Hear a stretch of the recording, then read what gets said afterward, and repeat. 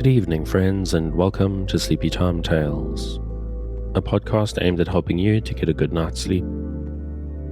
This is a podcast where I read old books, sometimes fiction, sometimes non-fiction, in the most boring way I can, to try and help slow your spinning mind, enough for you to fall asleep in the most natural way possible.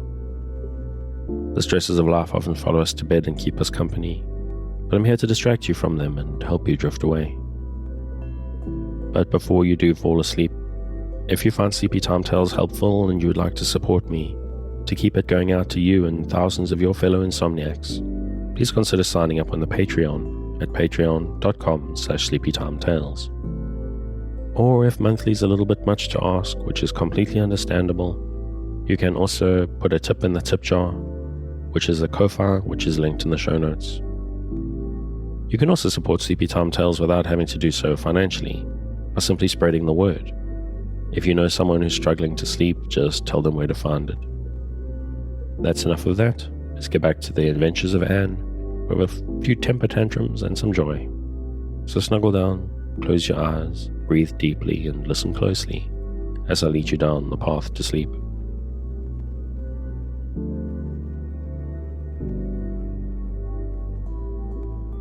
Back again to Anne of Green Gables by L.M. Montgomery. Chapter 13. The Delights of Anticipation.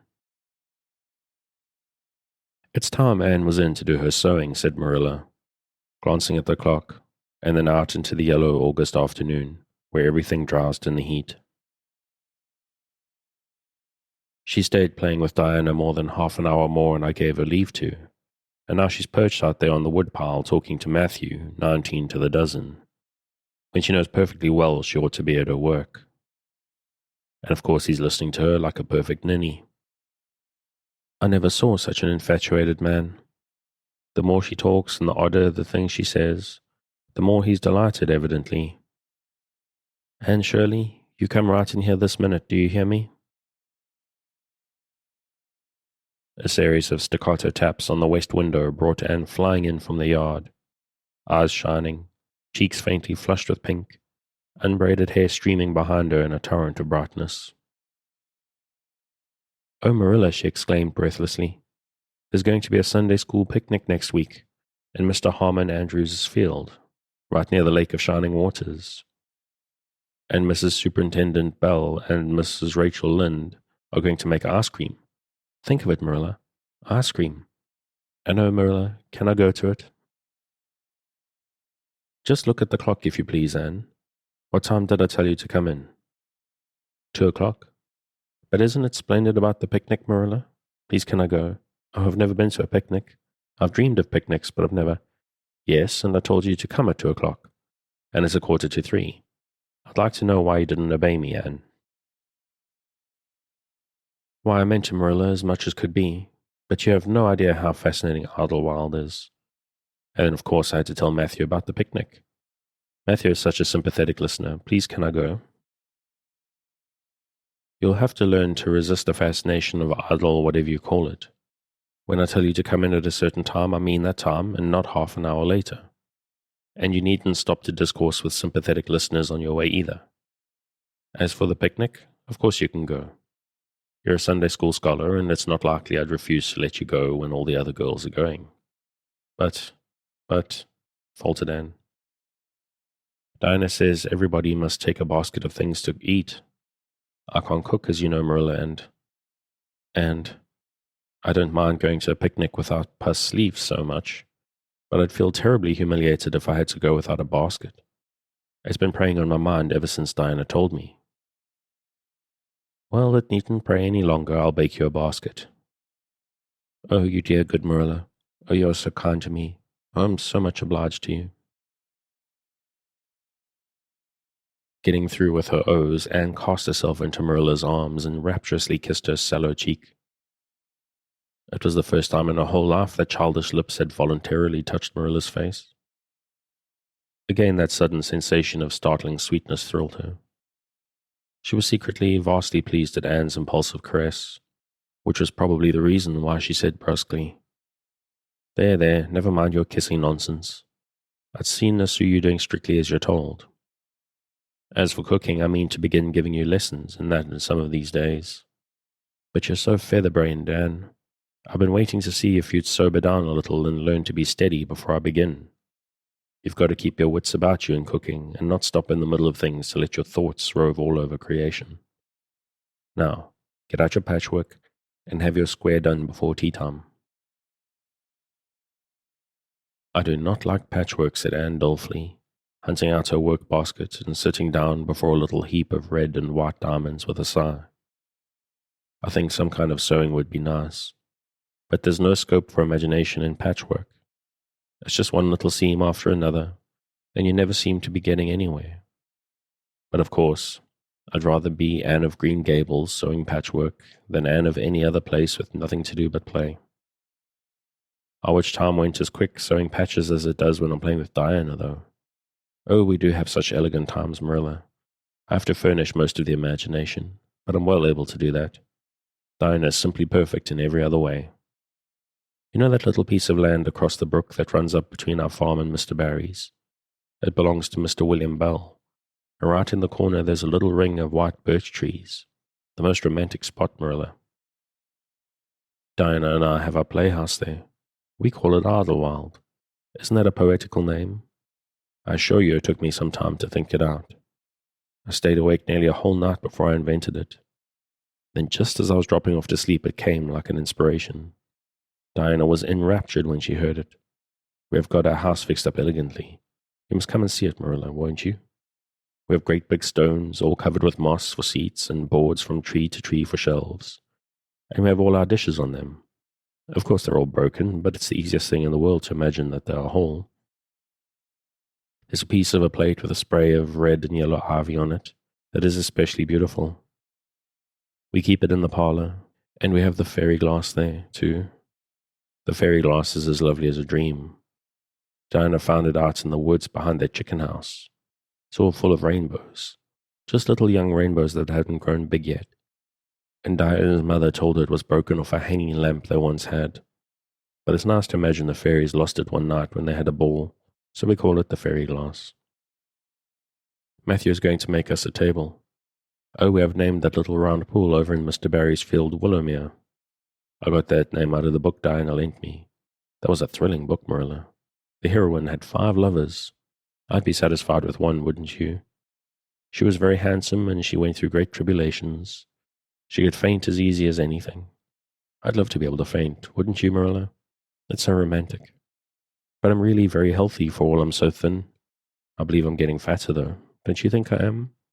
I look at my elbows every morning when I get up to see if my dimples are coming. Diana's having a new dress made with elbow sleeves. She's going to wear it to the picnic. I do hope it will be fine next Wednesday. I don't feel that I could endure the disappointment if anything happened to prevent me from getting to the picnic. I suppose I'd live through it, but I'm certain it would be a lifelong sorrow. It wouldn't matter if I go to 100 picnics in the after years. It wouldn't make up for missing this one. They're going to have boats on the Lake of Shining Waters, and ice cream, as I told you, and I've never tasted ice cream. Diana tried to explain what it was like, but I guess ice cream is one of those things that are beyond imagination. Anne, you have talked even on for 10 minutes by the clock, said Marilla. Now just for curiosity's sake, see if you can hold your tongue for the same length of time. Anne held her tongue as desired, but for the rest of the week she talked picnic and thought picnic and dreamed picnic. On Saturday it rained, and she worked herself up into such a frantic state, lest it should keep raining until and over Wednesday, that Marilla made her sew an extra patchwork square by way of steadying her nerves.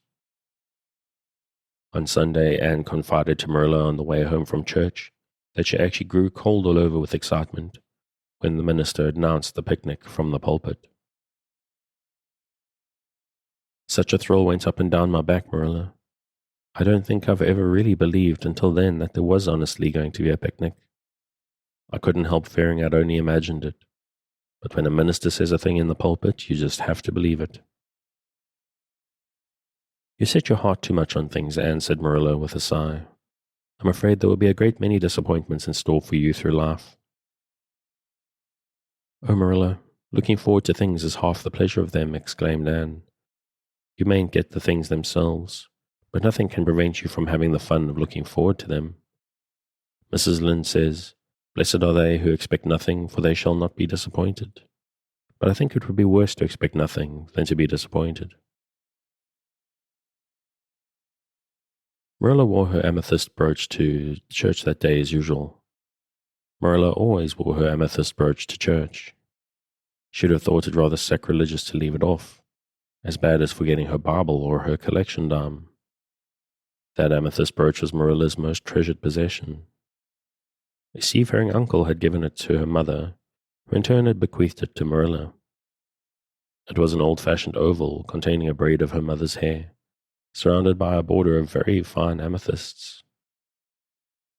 Marilla knew too little about precious stones to realize how fine the amethysts actually were, but she thought them very beautiful and was always pleasantly conscious of their violet shimmer at her throat, above her good brown satin dress, even though she could not see it. Anne had been smitten with delighted admiration when she first saw that brooch. "Oh, Marilla, it's a perfectly elegant brooch. I don't know how you can pay attention to the sermon or the prayers when you have it on. I couldn't. I know. I think amethysts are just sweet. They're what I used to think diamonds were like, long ago, before I'd ever seen a diamond. I read about them and I tried to imagine what they would be like. I thought they would be lovely, glimmering purple stones. When I saw a real diamond in a lady's ring one day, I was so disappointed I cried. Of course, it was very lovely, but it wasn't my idea of a diamond. Will you let me hold the brooch for 1 minute, Marilla? Do you think amethysts can be the souls of good violets?" Chapter 14. Anne's Confession. On the Monday evening before the picnic, Marilla came down from her room with a troubled face.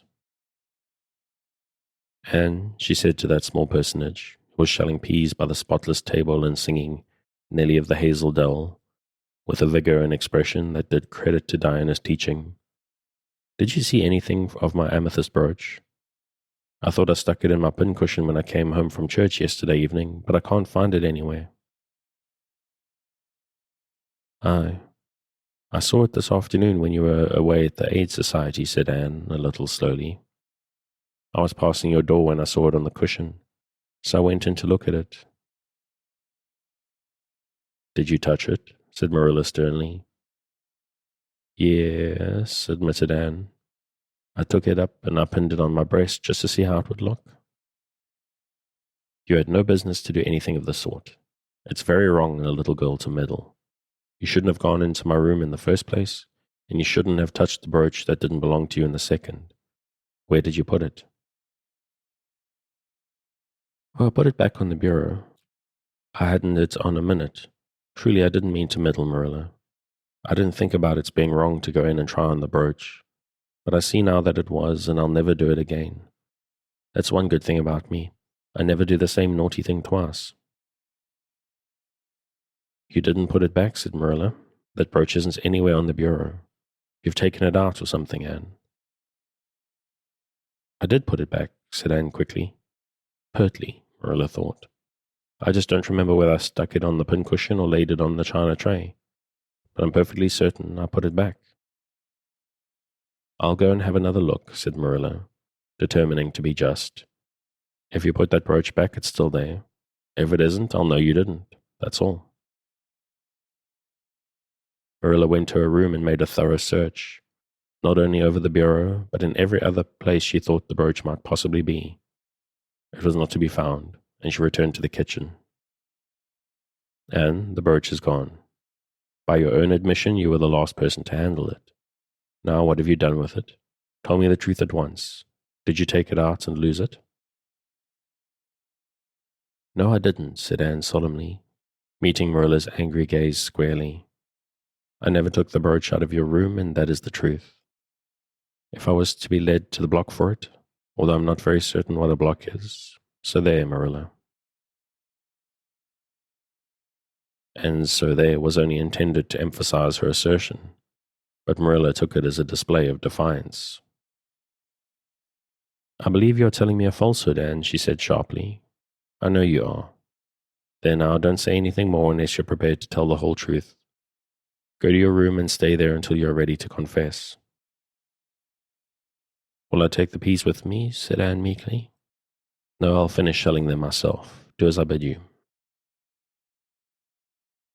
When Anne had gone, Marilla went about her evening tasks in a very disturbed state of mind. She was worried about her valuable brooch. What if Anne had lost it? And how wicked of the child to deny having taken it, when anybody could see she must have. With such an innocent face, too. I don't know that I wouldn't sooner have had happened, thought Marilla as she nervously shelled the peas. Of course, I don't suppose she meant to steal it or anything like that. She's just taken it to play with, or help along that imagination of hers. She must have taken it, that's clear, for there hasn't been a soul in that room since she was in it, by her own story, until I went up tonight. And the brooch is gone. There's nothing surer. I suppose she has lost it and is afraid to own up for fear she'll be punished. It's a dreadful thing to think she tells falsehoods. It's a far worse thing than her fit of temper. It's a fearful responsibility to have a child in your house you can't trust. Slyness and untruthfulness, that's what she has displayed. I declare I feel worse about that than about the brooch. If she'd only have told the truth about it, I wouldn't mind so much. Marilla went to her room at intervals all through the evening and searched for the brooch without finding it. A bedtime visit to the east gable produced no result. Anne persisted in denying that she knew anything about the brooch, but Marilla was only the more firmly convinced that she did. She told Matthew the story the next morning. Matthew was confounded and puzzled. He could not so quickly lose faith in Anne, but he had to admit the circumstances were against her. "You sure it hasn't fell down behind the bureau?" was the only suggestion he could offer. "I've moved the bureau, and I've taken out the drawers, and I've looked in every crack and cranny," was Marilla's positive answer. "The brooch is gone, and that child has taken it, and lied about it. That's the plain, ugly truth, Matthew Cuthbert, and we might as well look it in the face." "Well now, what are you going to do about it?" Matthew asked forlornly, feeling secretly thankful that Marilla and not he had to deal with the situation. He felt no desire to put his oar in this time. "She'll stay in her room until she confesses," said Marilla grimly, remembering the success of this method in the former case. "Then we'll see. Perhaps we'll be able to find the brooch if she'll only tell where she took it. But in any case, she'll have to be severely punished, Matthew." "Well, now you'll have to punish her," said Matthew, reaching for his hat. "I've nothing to do with it, remember. You warned me off yourself." Marilla felt deserted by everyone. She could not even go to Mrs. Lynde for advice. She went up to the east gable with a very serious face, and left it with a face more serious still. Anne steadfastly refused to confess. She persisted in asserting that she had not taken the brooch. The child had evidently been crying, and Marilla felt a pang of pity which she sternly expressed. By night she was, as she expressed it, beat out. "You'll stay in this room until you confess, Anne. You can make up your mind to that," she said firmly. "But the picnic is tomorrow, Marilla," cried Anne. "You won't keep me from going to that, will you? You'll just let me out for the afternoon, won't you? Then I'll stay here as long as you like afterwards, cheerfully, but I must go to the picnic."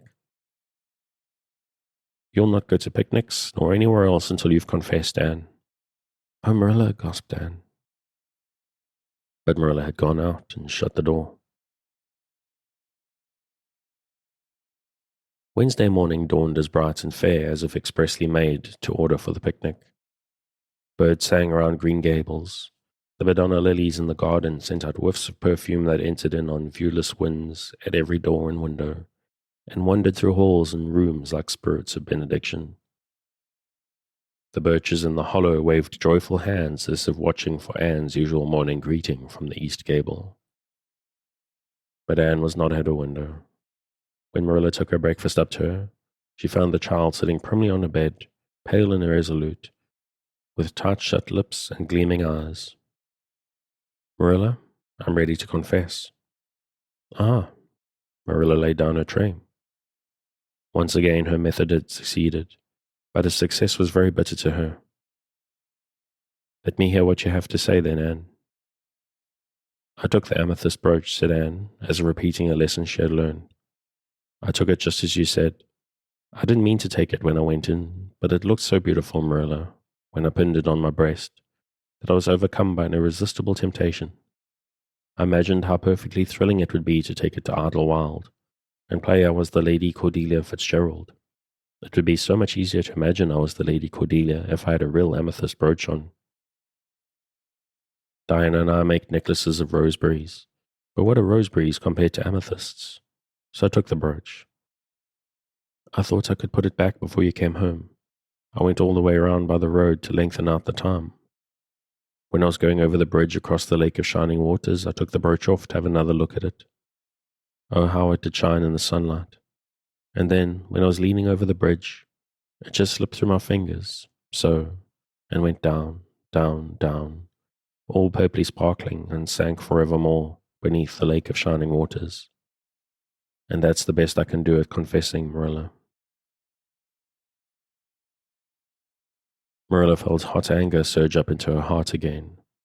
This child had taken and lost her treasured amethyst brooch, and now sat there calmly reciting the details thereof, without the least apparent compunction or repentance. Anne, this is terrible, she said, trying to speak calmly. You're the very wickedest girl I ever heard of. Yes, I suppose I am, agreed Anne tranquilly, and I know I'll have to be punished. It'll be your duty to punish me, Marilla. Won't you please get it out of her right off, because I'd like to go to the picnic with nothing on my mind. Picnic indeed?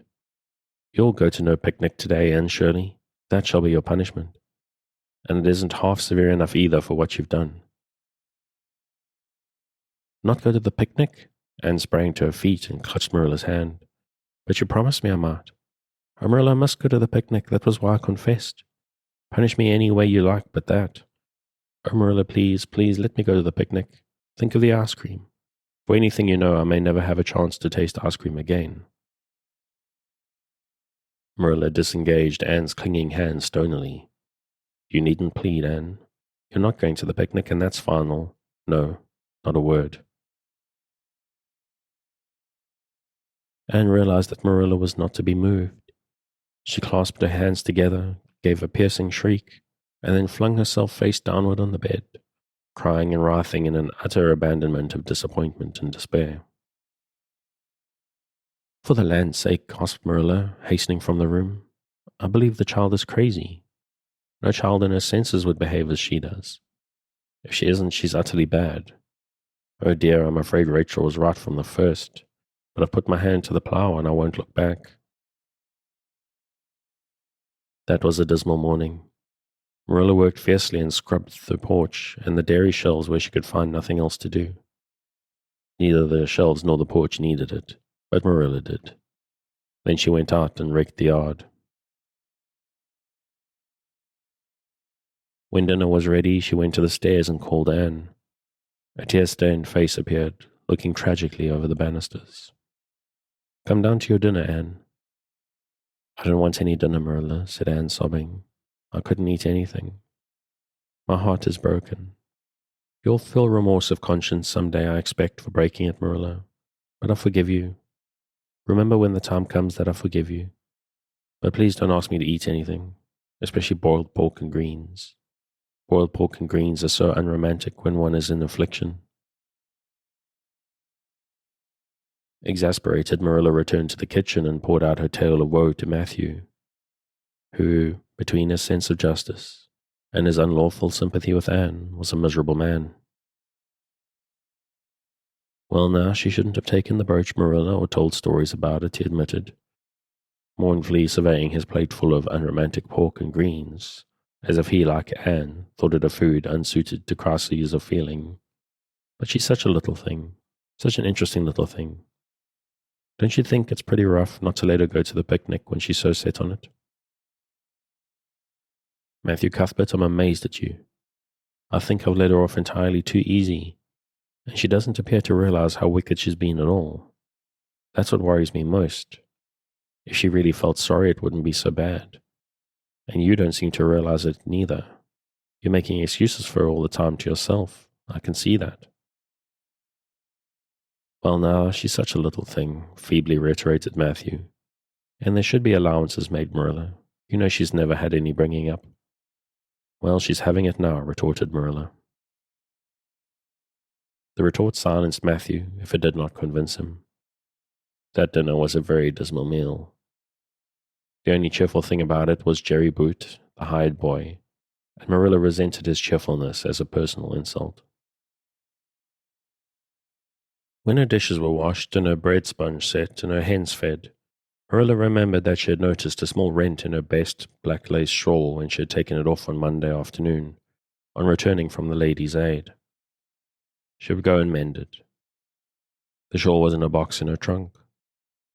As Marilla lifted out, the sunlight, falling through the vines that clustered thickly about the window, struck upon something caught in the shawl, something that glittered and sparkled in facets of violet light. Marilla snatched at it with a gasp. It was the amethyst brooch, hanging to a thread of the lace by its catch. Dear life and heart, said Marilla blankly, what does this mean? Here's my brooch, safe and sound, that I thought was at the bottom of Barry's pond.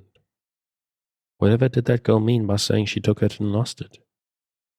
I declare I believe Green Gables is bewitched. I remember now that when I took off my shawl on Monday afternoon, I laid it on the bureau for a minute. I suppose the brooch got caught in it somehow. Well. Marilla betook herself to the east gable, brooch in hand. Anne had cried herself out and was sitting dejectedly by the window. Anne Shirley, said Marilla solemnly, I've just found my brooch hanging to my black lace shawl. Now I want to know what that rigmarole you told me this morning meant. Why, you said you'd keep me here until I confessed, returned Anne wearily, and so I decided to confess because I was bound to get to the picnic. I thought out a confession last night after I went to bed and made it as interesting as I could, and I said it over and over so that I wouldn't forget it. But you wouldn't let me go to the picnic after all, so all my trouble was wasted. Marilla had to laugh in spite of herself, but her conscience pricked her. And you do beat all, but I was wrong. I see that now. I shouldn't have doubted your word when I'd never known you to tell a story. Of course, it wasn't right for you to confess to a thing you hadn't done. It was very wrong to do so, but I drove you to it. So if you'll forgive me, Anne, I'll forgive you, and we'll start square again, and I get yourself ready for the picnic. Anne flew up like a rocket. Oh, Marilla, isn't it too late? No, it's only 2 o'clock. They won't be more than well gathered yet, and it'll be an hour before they have tea. Wash your face and comb your hair and put on your gingham. I'll fill a basket for you. There's plenty of stuff baked in the house.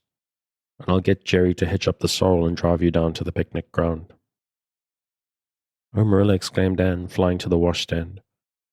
5 minutes ago I was so miserable I was wishing I'd never been born, and now I wouldn't change places with an angel. That night a thoroughly happy, completely tired-out Anne returned to Green Gables, in a state of beatification impossible to describe. Oh, Marilla, I've had a perfectly scrumptious time.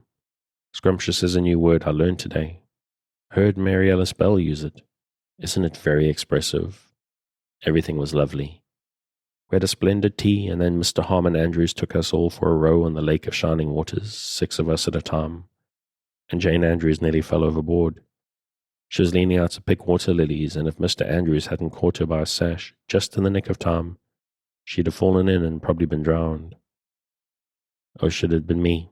It would have been such a romantic experience to have been nearly drowned. It would be such a thrilling tale to tell. And we had the ice cream. Words fail me to describe that ice cream, Marilla. I assure you it was sublime. That evening, Marilla told the whole story to Matthew over her stocking basket. I'm willing to own up that I made a mistake, she concluded candidly. But I've learned a lesson. I have to laugh when I think of Anne's confession, although I suppose I shouldn't, for it really was a falsehood. But it doesn't seem as bad as the other would have been, somehow, and anyhow I'm responsible for it. The child is hard to understand in some respects, but I believe she'll turn out all right yet. And there's one thing certain, no house will ever be dull that she's in.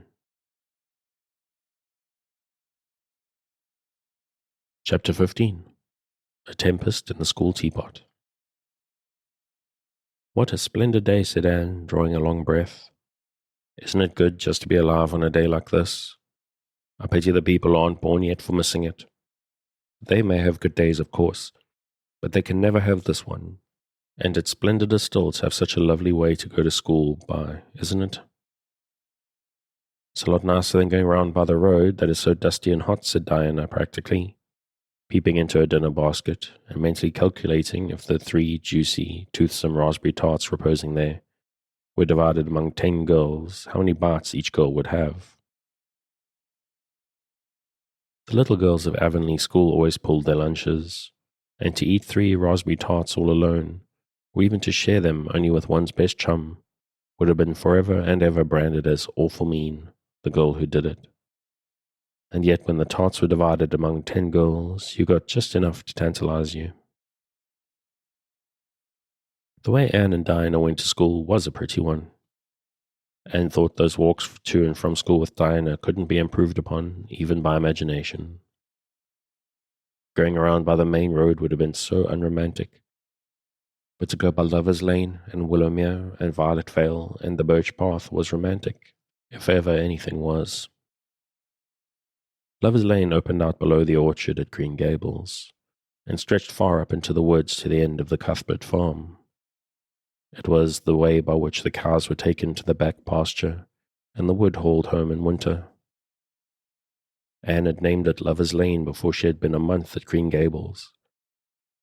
Not that lovers ever really walk there, she explained to Marilla, but Diana and I are reading a perfectly magnificent book, and there's a Lover's Lane in it, so we want to have one too. And it's a very pretty name, don't you think? So romantic. We can't imagine the lovers into it, you know. I like that lane because you can think out loud there without people calling you crazy. Anne, starting out alone in the morning, went down Lover's Lane only as far as the brook. Here Diana met her, and the 2 little girls went on up by the lane under the leafy arch of maples. "Maples are such sociable trees," said Anne. "They're always rustling and whispering to you," until they came to a rustic bridge. Then they left the lane and walked through Mr. Barry's back field, and past Willowmere. Beyond Willowmere came Violet Vale, a little green dimple in the shadow of Mr. Andrew Bell's big woods. Of course, there are no violets there now, Anne told Marilla, but Diana says there are millions of them in spring. Oh, Marilla, can't you just imagine you see them? It actually takes away my breath. I named it Violet Vale. Diana says she never saw the beat of me for hitting on fancy names for places. It's nice to be clever at something, isn't it? But Diana named the Birch Path. She wanted to, so I let her. But I'm sure I could have found something more poetical than plain Birch Path. Anybody can think of a name like that. But the Birch Path is one of the prettiest places in the world, Marilla. It was. Other people besides Anne thought so when they stumbled on it. It was a little, narrow, twisting path, winding down over a long hill straight through Mr. Bell's woods, where the light came down, sifted through so many emerald screens, that it was flawless as the heart of a diamond. It was fringed in all its length with slim young birches, white-stemmed and lissom-boughed, ferns and starflowers, and wild lilies of the valley, and scarlet tufts of pigeonberries grew thickly along it. And always there was a delightful spiciness in the air, and music of bird calls, and the murmur and laugh of woodwinds in the trees overhead. Now and then you might see a rabbit skipping across the road if you were quiet, which, with Anne and Diana, happened about once in a blue moon. Down in the valley the path came out to the main road, and it was just up the spruce hill to the school. The Avonlea school was a whitewashed building, low in the eaves and wide in the windows, furnished inside with comfortable, substantial, old-fashioned desks that opened and shut, and were carved all over their lids with the initials and hieroglyphics of 3 generations of school children. The schoolhouse was set back from the road, and behind it was a dusky fir wood, and a brook where all the children put their bottles of milk in the morning to keep cool and sweet until dinner hour. And I think I'm going to end it on that little picturesque note. If you want to pick up where I'm leaving off, as always, you can find the original on Project Gutenberg at the link in the show notes. Thanks again for joining me on this episode of Sleepy Time Tales, the podcast designed around a bedtime story to help you to get a restful night. New episodes will be released every Sunday night to give you something fresh to help you rest in a new week. But make sure to follow or subscribe in whatever service you use so that you get your new episodes whenever they come out. Good night, and sweet dreams.